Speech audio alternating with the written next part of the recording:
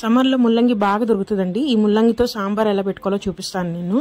ముందుగా సాంబార్ పెట్టుకోవడానికి ఒక హండీ పెట్టేసుకొని నూనె వేసుకుని తాలిం గింజలు, ఉల్లిపాయలు, కరివేపాకు, పచ్చిమిరపకాయలు, టమాటాలు ఇవన్నీ వేసి 2 నిమిషాలు బాగా వేయించాలండి.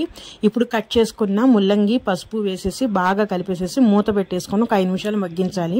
ఇప్పుడు దానిలో చింతపండు పులుసు, తగినంత కారము, వాటర్ పోసేసి ఇంకొక 10 నిమిషాల పాటు బాగా మరగనివ్వాలండి. ముల్లంగి అప్పుడు బాగా ఉడుకుతుంది. ఇలా ఉడికిన మిశ్రమంలో ముందుగానే ఉడకబెట్టి మెదుపుకున్న పప్పుని, మనం కందిపప్పుని పోసేసేయాలి.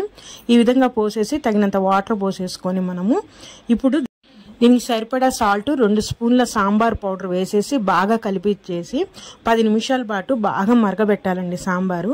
ఒక 10 నిమిషాలు అయిపోయిన తర్వాత దీంట్లోకి కొత్తిమీర వేసేసుకొని దించేస్తే మన ముల్లంగి సాంబారు రెడీ అండి. ఈ ముల్లంగి సాంబార్ చాలా బాగుంటుంది. రైస్లోకి కానీ, ఇడ్లీ, ఉప్మా దేంట్లోకైనా బాగుంటుందండి.